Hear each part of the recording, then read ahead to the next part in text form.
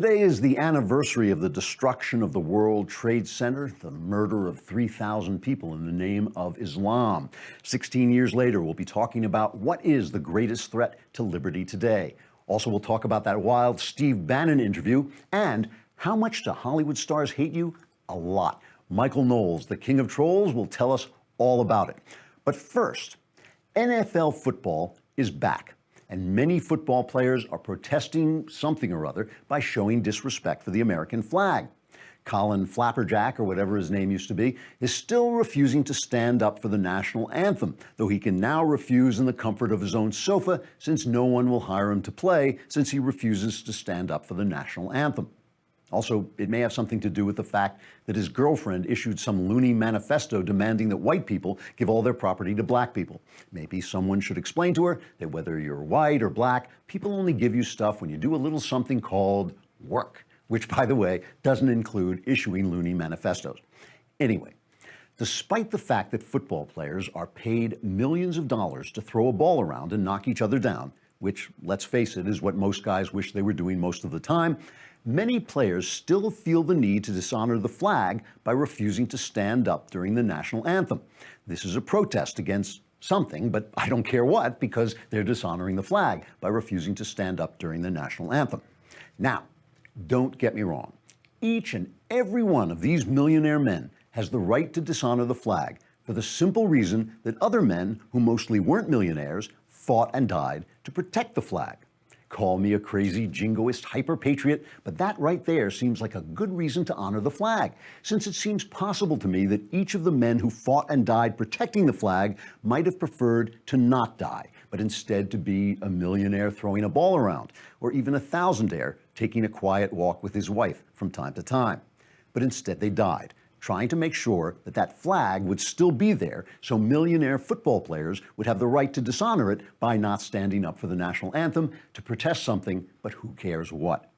The National Football League is not entirely happy that some of the young men they've turned into millionaires are dishonoring the flag by refusing to stand for the national anthem, because oddly enough, some of the people who used to enjoy watching football and going to football games don't enjoy it so much when it dishonors a flag for which their sons, or the sons of people they know, or the sons of people they've never met, have fought and died. Now, me personally, I love football. And I know our country is not perfect because it has people in it. And whenever you let those idiots in, perfection goes out the window. And I recognize a millionaire's right to protest something or other, who cares what. But here's a pro tip for football players. Stand up for your flag, because you have the right not to. And it was bought at a price. Knuckleheads. Trigger warning, I'm Andrew Klavan, and this is The Andrew Klavan Show. I feel hunky-dunky, life is tickety-boo. Birds are winging, also singing hunky-dunky-doo. Ship-shape, tipsy-topsy, the world is zippity-zing. It's a wonderful day, hurrah, hooray! It makes me want to sing. Oh, hurrah, hooray! Oh, hooray, hurrah! What happened to our song? I'll fix it. Yeah.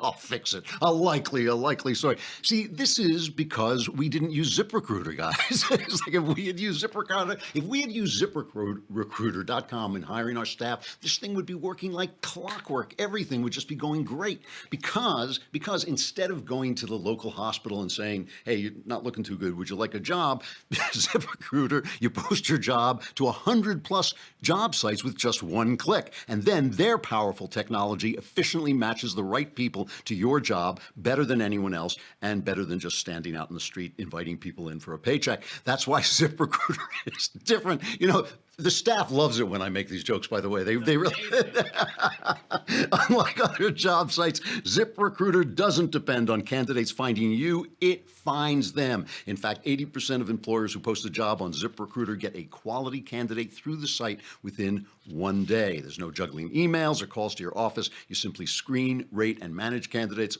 all in one place with ZipRecruiter's easy-to-use dashboard.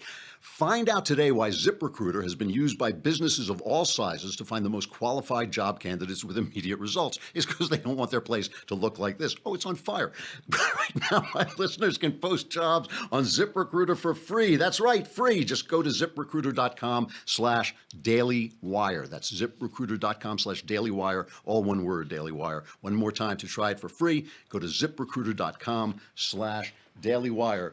Don't let this happen to you. All right. All right. The great troll of trolls, Michael Knowles, is going to be here to discuss Hollywood stars. They just hate us. They hate us so much. We should begin with a quick shout out to Florida. The people in Florida and Houston, I know, is still suffering. The big storm hit. You know, and the storm, by the time it reached the Florida coast, it was downgraded to a tropical storm. And people are picking on Rush Limbaugh because Rush Limbaugh said, you know, basically the deep state and the media and the left use these storms to promote their climate agenda. And they made it sound as if Limbaugh, who is in Florida, he knows what a hurricane looks like. They made it sound as if he was saying that this hurricane was a conspiracy of the left, which is not at all. I happened to be listening when he went into this thing. It's not at all what he was saying. All he was saying was that they used this weather. You know, there haven't been hurricanes. There really hasn't been a bad hurricane for 10 years or so. So all this stuff that Al Gore is a prophet, it's like you have to wait around a long time before these prophecies come true. And I have worked in the news business when a hurricane was coming. This is a true story. I worked at a radio station, WOR. A hurricane was on the way to hit New York City. They were telling us, scare people. It makes people listen. Scare them.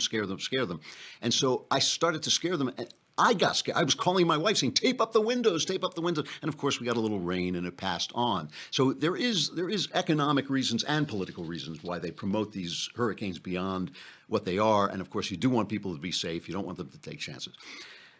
Steve Bannon, that was I found that a really fascinating interview at 60 Minutes yesterday. And the most interesting thing about it to me was not the information, but it was the dynamic, because Bannon sort of represents the MAGA Trump that Sebastian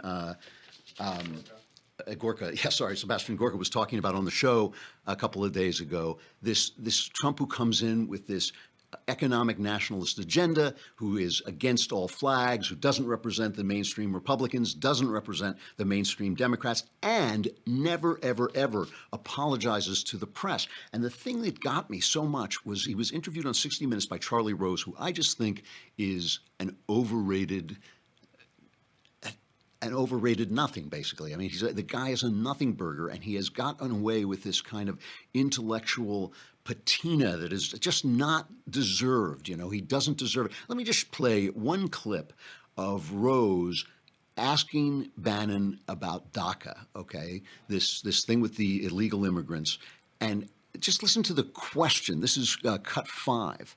The thing is, it's not beneath him. It's his entire career. You know, I mean, this thing, every word that Charlie Rose just said is untrue. This is why people respect us. That's not why people respect us. They respect us because we come over to their country when Nazis attack them and kill the Nazis. That's why they respect us. They respect us because we're free and big and rich, and it works. The freedom works. You know, and these are not immigrants. These are illegals. These people came in illegally. It's about the rule of law. And by the way, a photographer on Twitter pointed out today that if you look at the drapes behind each of these principles, they're the same color in real life, but they're different colors as they put them out there. And the way they colorized the Bannon section of the interview made Bannon look terrible. Now, Bannon's not, you know, he looks a little dissipated, but he has these red eyes and he looks like his skin is falling off. And then when they go over to Rose, suddenly everything is softened and everything is much different. So the whole thing was that kind of press. And Charlie Rose, the look of sorrow and his, you know, that look of, you know, we're a nation of immigrants. What is he talking about? You're talking about laws that are being passed and that an unconstitutional executive order in this case. Why are they not asking those questions? This is the kind of thing that makes Trump and guys like Bannon look so good. He asked Bannon about Trump's Twitter feed. This is cut 1. Listen to Bannon's answer. Listen to the way he treats Rose and the media.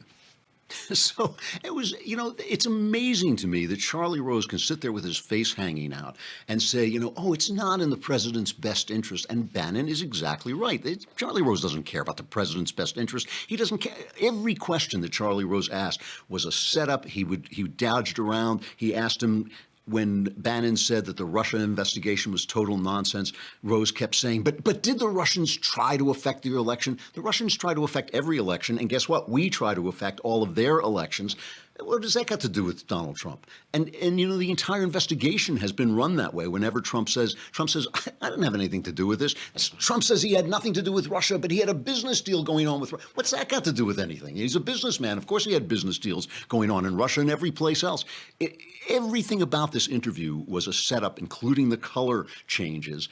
And Bannon, I have to say, Bannon's his saying about himself is from that YouTube video about the honey badger. Honey badger don't care. I think they say it a little more impolitely than that, but it's honey badger don't care, and it was a viral video, and it's very funny. And that's what's being communicated here, and that's why even in this, which is edited by 60 Minutes, edited by CBS News, Bannon rips these guys apart because we all feel this way. We're all just waiting for someone to play honey badger to the media. Now, as in terms of the meat of the interview, it was kind of interesting because he goes after the GOP pretty hard, and he has this thing where he talks about them trying to nullify. I'm not sure what number cut this is. He tries to get them to 7. Yes, go to 7. The Republican establishment is trying to nullify the results of this election.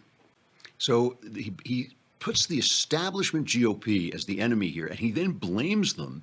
He blames them for the failure to repeal Obamacare. He basically says they came in and made all these promises that even they didn't know they couldn't keep. So this is cut number 6, and he really goes after them, and it's a really interesting moment because of what he then says after this. So listen to the way he blames the Republican establishment for dropping the ball on Obamacare. I mean, that is a totally rational response. I mean, there is something about this administration that's actually illustrated by what he was saying, that the whole idea of putting an outsider in there means that he's going to get rolled by the people who are there. And Bannon makes the point that Trump went in thinking this is about people, but it's really about institutions. It's really about the Senate and the Congress and all this and everybody protecting his power, and that Trump didn't understand that, and he thinks it's about who's your friend and nobody's your friend. Now, this argument that they're making, that the Republicans are the bad guys here, is an argument that the right wing is very sympathetic to, okay? We on the right, and I'm one of the people on the right, we love to attack our guys. We love to attack Paul Ryan. He's wrangling cats in the House. He's not doing a good job, and I have problems with him, but that's not the thing. We love to attack Mitch McConnell. Where was he? Why didn't he do this stuff? But a lot of commentators, when Trump made this deal with who I guess we have to now call them Chuck and Nancy, right? Schumer and Pelosi, now they're our friends. They're Trump's friends, Chuck and Nancy. When he made this deal for the debt ceiling and the hurricane funding with them, a lot of people said, yeah, that's showing Ryan because Ryan's a rhino. That's showing McConnell because McConnell's a rhino.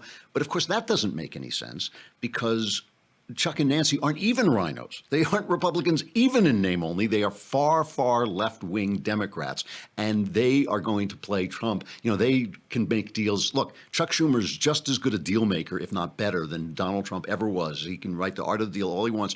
This is what Chuck Schumer does. It's what Donald Trump does. There's going to be tangling together, and Trump is not going to always win.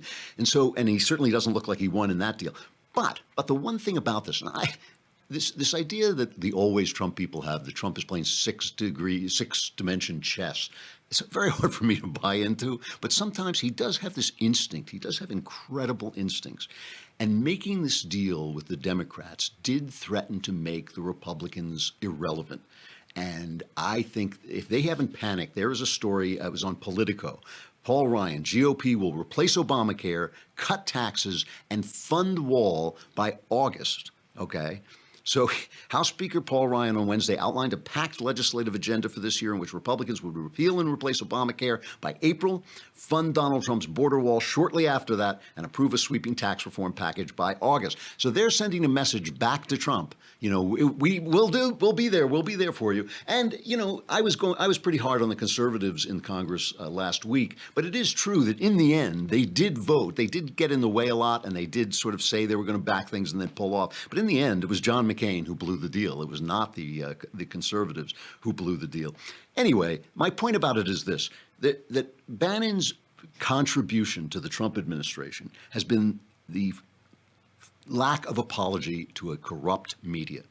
It has been, he says at one point, I don't care. Bannon says at one point, I don't care what the media says. They can call me racist. They can call me sexist. They can call me anything they want. They can call me a nativist.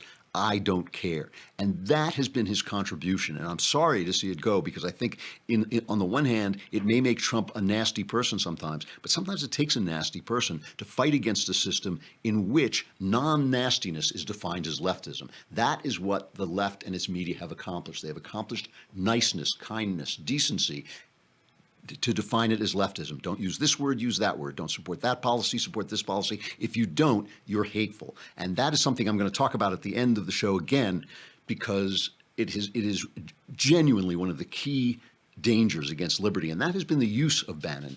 No matter what you think of him, and I have problems with him and things that I respect about him, but no matter what you think of him, his use has been to not apologize to the press and to encourage that in Trump, which I think is one of Trump's main assets, one of the things he really brings to the table that people love, way beyond his policies, whatever they may be. All right, we're going to have Michael Knowles in a moment, but first, we have to talk about Stamps.com. And the reason we talk about Stamps.com is it is the reason that I'm sitting here and not waiting online somewhere. Because the post office does a good job, but it's ridiculous in this day and age, in this new century, to stop everything you're doing, get in your car, drive to the post office, hope that it's open, wait online, get your services done, when you can get it all done through your computer with Stamps.com. It's so convenient and so easy, and it's reliable. You just put your envelope in the printer and it comes out with a stamp printed right on it. Stamps.com brings all the services of the U.S. Postal Service right to your fingertips. You can buy and print official U.S. postage for any letter, any package, any class of mail using your own computer and printer, and Stamps.com will even send you a digital scale that automatically calculates exact postage. Right now, you can enjoy the Stamps.com service with a special offer that includes a 4-week trial plus postage and a digital scale without long-term commitments. Go to Stamps.com, click on the microphone at the top of the homepage, and type in Klavan. How do you spell that, Austin? I don't know. What is he doing here? See, we should. It's Klavan. Stamps.com. Enter Klavan. You will get a 4-week trial plus postage and a digital scale without long-term commitments. Stamps.com, and enter Klavan. You never have to go to the post office again. Michael Knowles is coming on in just a moment, so we have to say goodbye to Facebook and YouTube. And you may say to yourself, wait, don't go. Well, you can come over to thedailywire.com and listen to the rest of the show. But if you had only subscribed for a lousy $10 a month, you could have watched the whole show on the site and see Michael Knowles' face. I'm not sure if is that an advertisement for subscribing? Nah, it's kind of it's a drawback. All right, well, how about this? If you subscribe for a year, it's only $100 lousy bucks, and you get the Leftist Tears tumbler complete with Leftist Tears. It automatically refills every time Donald Trump makes a speech. Come on over to thedailywire.com. Listen to the rest of the show.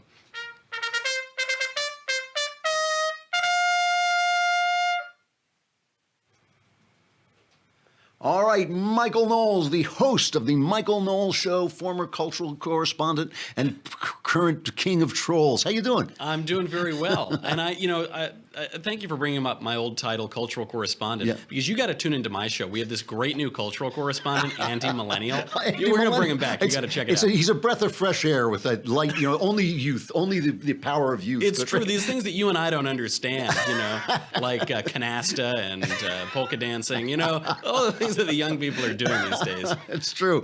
Young folks these days. So I've been watching Hollywood just had one of the worst summers ever. And the worst Labor Day, I think, ever. They didn't even release a new movie for Labor Day. But I have been sitting watching, as a guy who has actually worked quite a lot in Hollywood, I have been sitting and watching the stuff that is coming out of movie stars' faces with absolute shock and disbelief. So I wanted you to do a roundup of what these guys are saying about The rest of us, the people of us who aren't glamorous and, don't make $1 gazillion for 20 minutes of work, first of all, what happened this summer? It was a disaster, right? It was an absolute disaster. And Drew, as a guy who's worked very little in Hollywood, I must say I've watched it with pure delight and joy. It is awful. This summer has been the worst box office in a decade. Wow. Summer box office is down. It's $3.8 billion just this summer. It's a 14.5% drop since last summer, and year over year, it's a 6.5% drop. Because there were a lot of big movies that came out in the winter and in the spring. You had Beauty and the Beast, Fate of the Furious, Get Out, which is probably the only original movie that's come out all year. It was actually one of the best. Yeah. It was a great movie. But otherwise, the summer's been absolutely awful. And I really wonder why. I wonder what's keeping regular Americans away from the movies. So I thought that we would turn to Jennifer Lawrence for comment. Okay. It's also scary to know it's been proven through science that human activity, that climate change is due to human activity, and we continue to ignore it. And the only voice that we really have is through voting. And you have voted and we voted, and it was really startling. You're watching these hurricanes now, and it's hard, especially while promoting this movie, not to feel Mother Nature's rage. Scientists like Professor Lawrence to tell us how man-made global warming has been proven by, science. Yeah. And the sheer mockery that she's made, the vitriol she has for her own audience, who are swimming down the street in Houston right now. It makes one wonder why they haven't been able to make it to the box office to see Mother yet. It's quite amazing. And by the way, Christian Toto, our friend, the critic at Hollywood and Toto, he tells me that Mother actually has an eco message that they're not promoting in the trailers. They're hiding it, but it has this eco mess, slap in the face for everybody. So I'm glad that she's telling us that it's our fault that there are hurricanes. Yeah. And it is frustrating too, because there's a great cast in that movie. All of them are very talented actors. Yeah, sure. And I don't want to go see it now.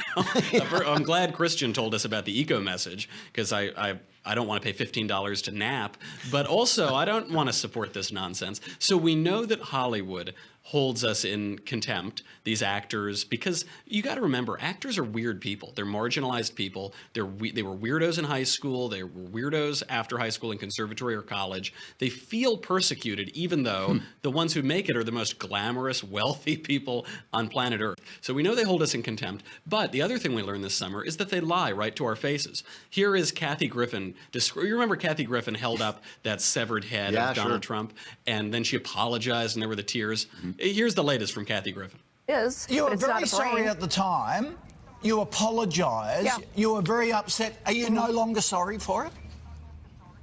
Correct. I'm no longer sorry. The whole outrage was BS. The whole thing got so blown out of proportion, and I lost everybody. Like, I had Chelsea Clinton tweeting against me. I had friends. Deborah Messing from Will and Grace tweeting against me. I mean, I lost everybody. Lose Deborah Messing and Chelsea Clinton. You have lost the world. But I love, dude, they say she's protesting. But I gave my fake apology. I ginned up my fake tears, and you monsters wouldn't accept them. So we know they hold us in contempt. We know that they lied to us. And we know that there's a wonderful double standard. Here is Stephen Colbert, ladies and gentlemen. A higher level. Yeah, he's definitely taking it to a higher level. I'd say his support is about up there, right around here. For those who don't subscribe, he's making a Heil Hitler salute. Nazi salute, yeah. He's doing the Nazi salute, and he's making a joke. I get it. What's the big deal? Except that only recently, Donald Trump supporter Jeffrey Lord was fired from CNN for making a similar joke on Twitter about the Nazism of his opponents. It was the exact same joke. Someone tweeted some fascistic thing at him, and he said Zig Heil. Right. He lost his job for it, but Stephen Colbert gets to go out. And the pièce de la résistance, the creme de la creme, the top of the heap, here is George Clooney laying out the whole Hollywood case against regular Americans. You guys are pretty interesting, though.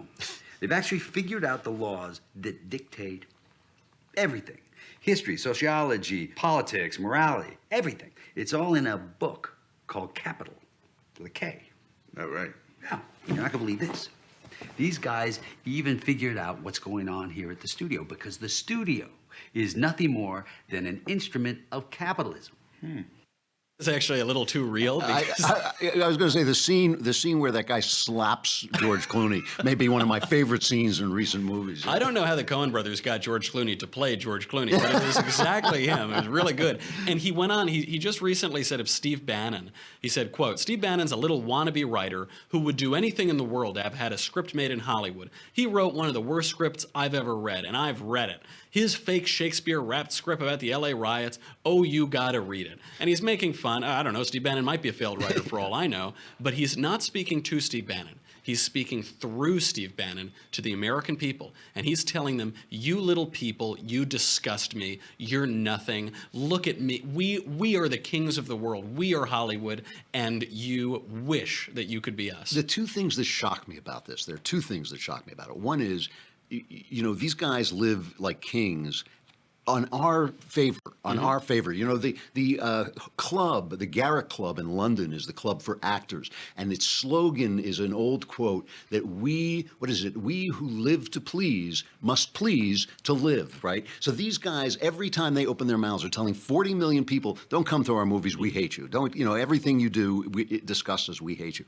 And the other thing is that it never occurs, and George Clooney's not a stupid man. I mean, he is, you know, some of these actors I know are dopes. I mean, you know, I deal with you, I know what actors every day. But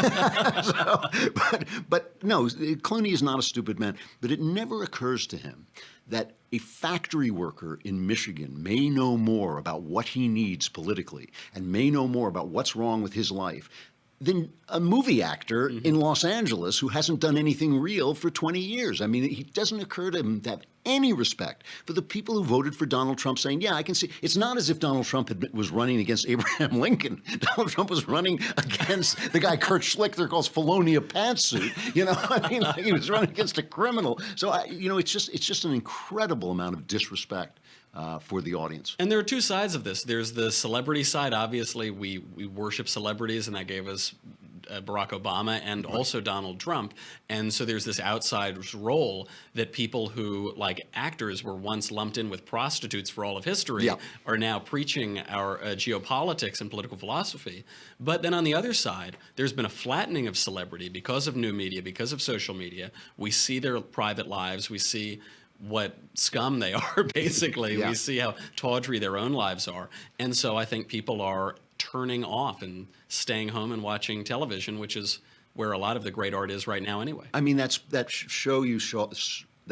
clip you showed from Hail Caesar is all about the way they tried to protect these guys' reputation, but that's all over. And when you see that a guy has gotten divorced 3 times, or that his children are alcoholic, or that everything in his life, you know, why should you take his advice? Why should you take his advice? Because he's handsome and, you know, can stand in front of a camera reading somebody else's lines? It doesn't make any sense at all. Absolutely right. Michael Knowles, the Michael Knowles Show comes on after this, so cling to your computers, your iPads, or whatever the hell you're looking at. And, all right, thanks a lot, Michael. We'll talk to you again. See you, Drew. All right. Speaking of Felonia Pantsuit, I just have to play this clip. It's a long clip. It's a 2-minute clip of Hillary Clinton. Hillary Clinton is beginning her book tour for her new book, What Happened? Oh, my Lord, What Happened? I think it's called that. That was the original title, was Please God, What Happened? No, it's just been cut to What Happened.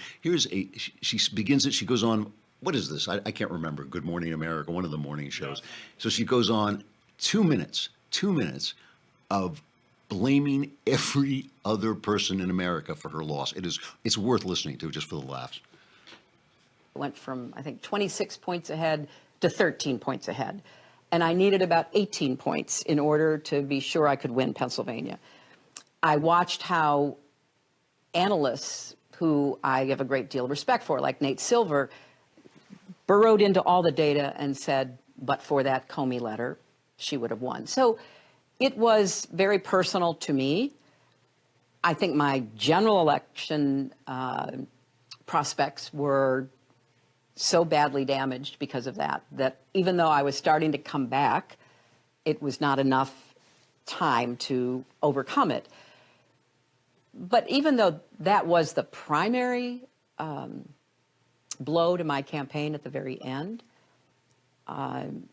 it has to be looked at in context with the Russians weaponizing information, negative stories about me, this whole WikiLeaks beginning to leak in early October of John Podesta's emails, which if you've read them all, they're pretty anodyne, but they were taken out of context. Stories were made up about them. We now know Facebook was taking money from Russian companies to run negative stories about me. All of this, yes, it affected me and my campaign, but I am more concerned now going forward that we haven't come to grips with what it means for future elections. I would also add that the voter suppression that we now know had been in the works and really put into effect in a lot of states like Wisconsin, North Carolina, et cetera, played a role. And then let's not forget sexism and misogyny, which are endemic to our society, and certainly, as I write in my chapter called On Being a Woman in Politics, have to be factored in. I ran out of gas. I had a flat tire. I didn't have enough money for cab fare. My tux didn't come back from the cleaners. An old friend came in from out of town. Someone stole my car. There was an earthquake, a terrible flood. Locust, it wasn't my fault, I swear to God! It's indistinguishable. John Belushi and Hillary Clinton have now become indistinguishable. I think, I don't like to try to look into the mind of God. I'm no better at doing that than anybody else on earth. But it does sometimes seem to me that it may be that Hillary Clinton was sent to earth to punish Bill Clinton for being Bill Clinton. Like now, Bill Clinton is probably sitting and all he hears is like, it was misogyny, it was the Russians, it was Comey. It's like, shut up, Hillary. No, listen, I've really figured it out. Please stop. All right, it's time for our crappy culture.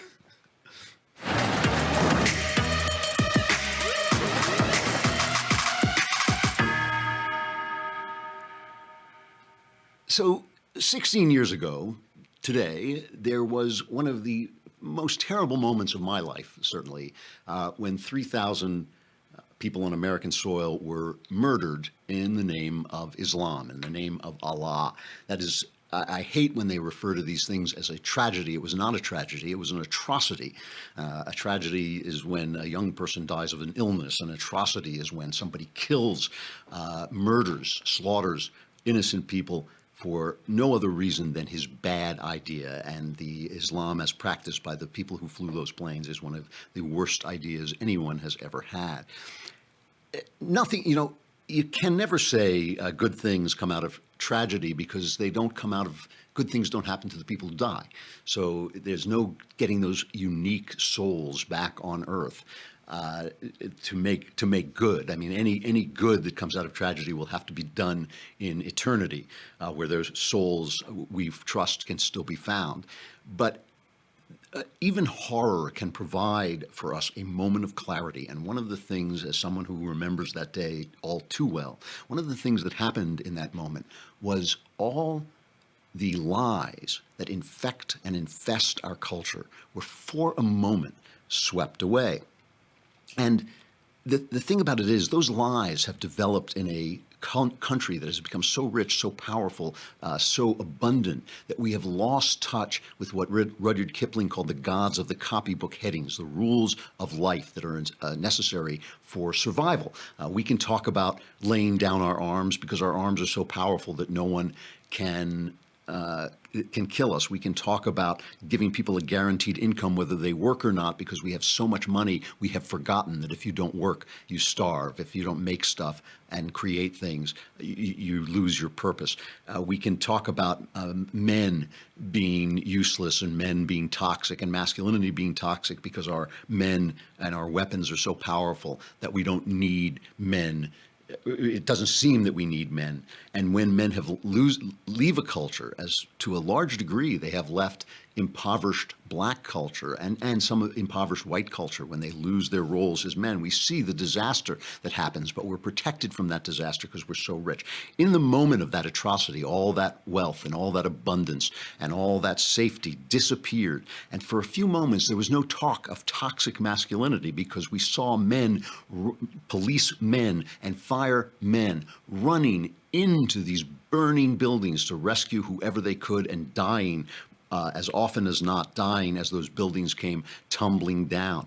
There was no talk of multiculturalism suddenly. There was no talk of relative morality when it became quite obvious that there was nothing relative about morality. This was the face of evil. It was the face of evil, and we shouldn't have to see the face of evil to know it's there, but sometimes we have to be reminded, and it is always, always a terrible reminder and at a terrible price. But suddenly the nonsense, the blithering, stupid nonsense of relativism, which you can go into any university in this country and hear preached, was blown away by the presence of evil. Suddenly, there was no talk of American racism, of how racist America is. Sometimes, racism is everywhere. People are naturally racist. People are naturally primal. But I just can't stand it when you put the word American in front of something as if it makes it more important. It's American racism. Racism in America today. The people who died in that building were every color, every religion. They came from different countries. And when I traveled around the country, as I was doing then in that time, and would go into airports and see the, couples who were of different colors, the families of different colors, the different religions, that's why they attacked us. They attacked us because we're not racist. Look at, the streets of Beijing, everybody's the same color. Look at the streets, streets in Nairobi, everybody's the same colors. Only in America and maybe London, only in New York and LA and London where you see the West's acceptance of this multiculturalism, our faith that our ideas overcome everything else. And suddenly all those things were washed away. And for a moment we had clarity, and for a moment we had truth. And it was somebody said it was the end of the age of irony, because suddenly we realized that not everything is a joke, Our principles matter. Our principles are what make us what we are.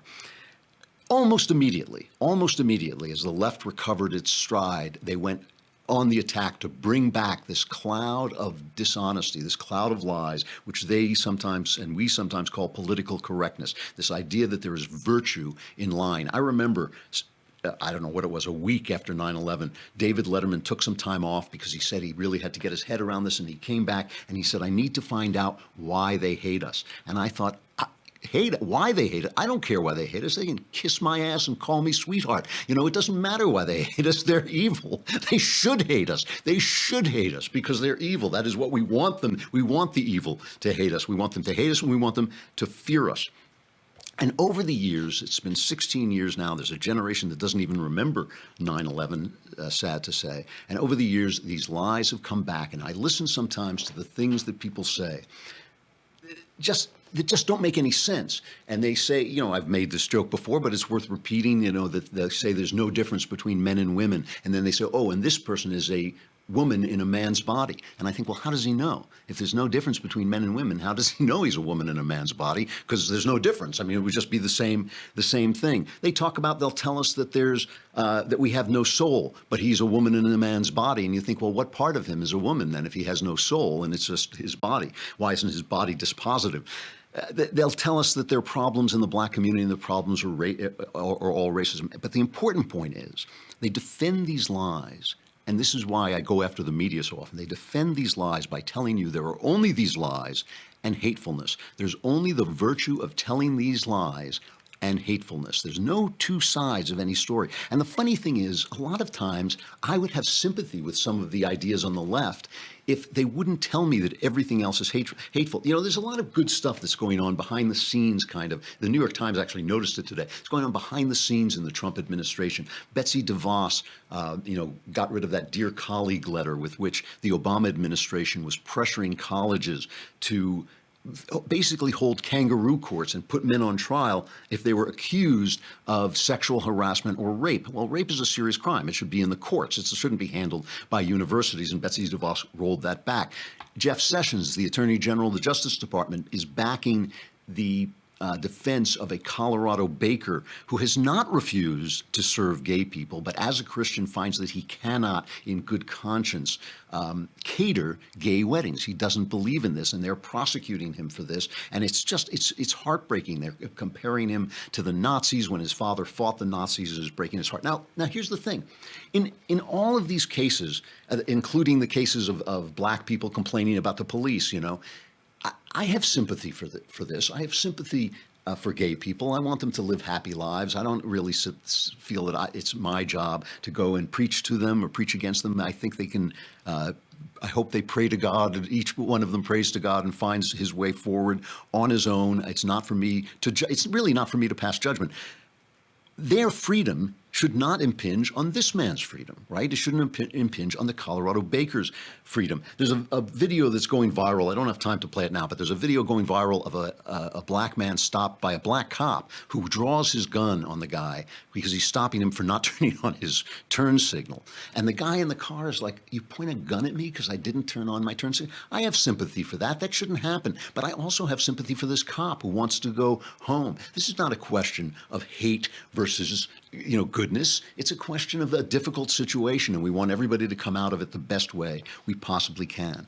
It is this empire of lies that threatens our liberty more than any other thing. And at the center of this lie is the lie that we can live in a utopia. This is always the lie of systems, whether it's Islamism, whether it is communism, or whether it's fascism. It is always the lie that we can live in a perfect world if we only all get together and are forced into being one thing, whether it's one thing in our skin color, whether it's one thing in our ideas, whether it's one thing in how much money we make, whether it's one thing in the God we worship. We are sold this lie that we can live in a perfect world, and anybody who opposes that world is hateful. The truth is the exact opposite. The truth is each one of us is a universe unto itself, a universe in relationship to God, in relationship to the truth. The truth doesn't change for each one of us, but each one of us are in a relationship with the truth, which is sacred. It is sacred from the moment you're conceived, not when you're born. It's sacred from the moment you're conceived, that path that you are to God, that you may follow and you may not follow. Each one of us, in order for each one of us to live out that truth and to live out that path, we have to be free. We have to be free. And if we're going to be free, we're going to disagree. It's going to be messy. It's going to be ugly. But it is going to be free, and that value stands above every other. It's always lies that threaten freedom, because it's the truth that makes us free. When you know the truth makes us free. And the truth is, the world is a fallen, difficult, sinful place where people do terrible things, but everyone who leaves everyone else alone, who keeps his hand to himself, deserves to speak and deserves to live his life and to find his way to God.